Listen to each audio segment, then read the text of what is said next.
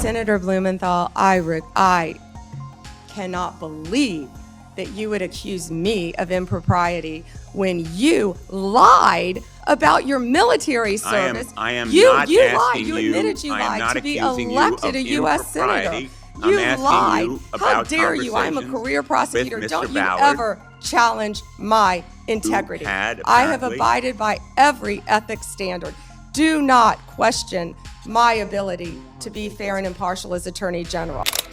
U.S. President Donald Trump has reignited a long-standing controversy, this time taking direct aim at Democratic Senator Richard Blumenthal.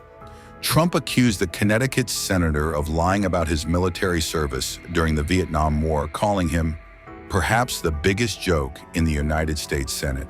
In a fiery post on Truth Social, Trump wrote, "Sanctimonious Richard Da Nang Dick Blumenthal, perhaps the biggest joke in the U.S. Senate, is at it again."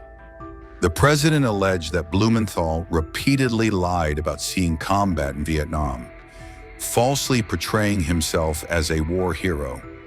The controversy traces back to 2010, when Blumenthal admitted he had misspoken about serving in Vietnam.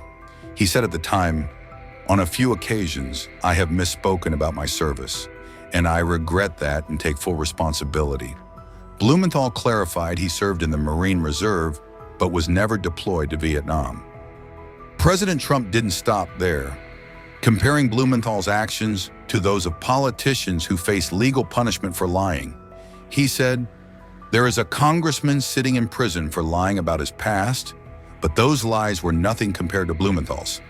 Trump went on to say the senator should be allowed to speak no longer. The renewed attack comes after a heated exchange during a Senate Judiciary Committee hearing on Tuesday. U.S. Attorney General Pam Bondi confronted Blumenthal, saying, "You lied about your military service. You admitted you lied to get elected a U.S. senator." Blumenthal had questioned Bondi over her alleged lobbying ties, but the discussion quickly turned personal.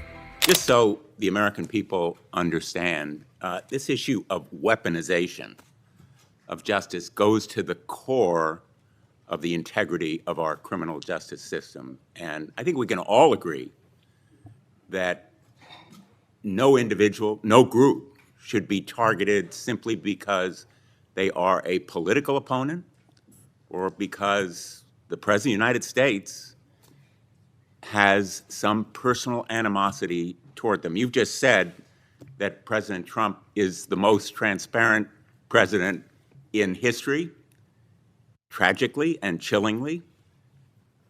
You may be right when it comes to criminal justice, because far from ending weaponization of justice, I would submit, Madam Attorney General, that President Trump has embodied it. And we have a record.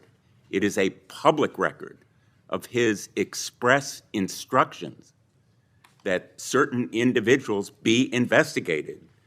The Attorney General of New York, Tish James, my colleague Adam Schiff, the former CISA director, Chris Krebs, the DHS former Chief of Staff, Miles Taylor. There's a list.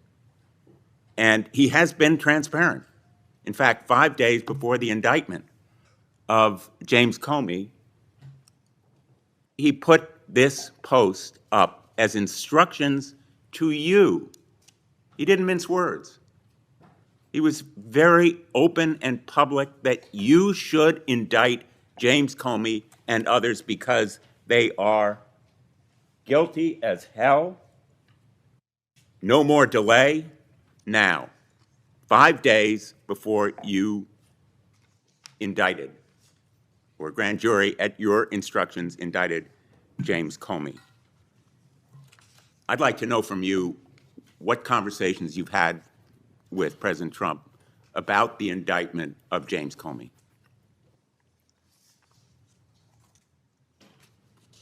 Senator, I am not going to discuss any conversations I have or have not had with the President of the United Did you States. see that You're post? an attorney, you have a law degree, and you know that I'm not going to do that. I also find it fascinating, because I'll keep fighting to ensure that law enforcement and the judicial process move forward without political interference.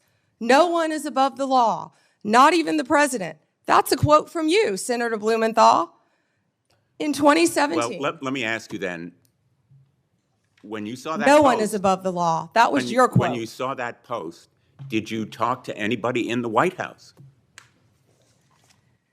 I am not going to discuss any conversations I have, nor any investigations, So nor you were unwilling any to tell pending this committee cases. about conversations with the White House And if I regarding may James continue, Comey's indictment. and if I may Let me continue, show you a picture. James Comey was indicted by one of the most liberal grand juries in the United States.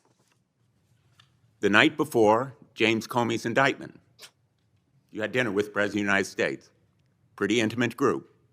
Was Actually, there James were a lot of Comey people there that discussed- night. That's a great Was James picture. Comey discussed at that dinner? I love that picture. That's a great picture. And there were a lot of people there that night.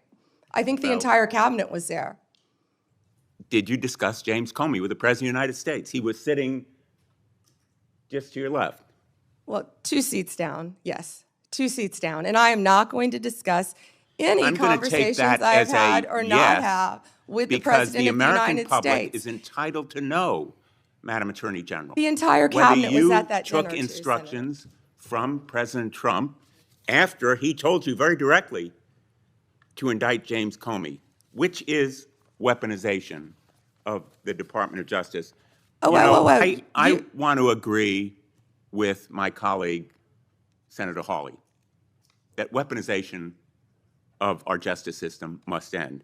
That's the reason that I propose legislation, and I challenge him and my colleagues on the other side of the aisle to join me in legislation that would create a statutory right of action for people who are selectively or maliciously prosecuted for political reasons.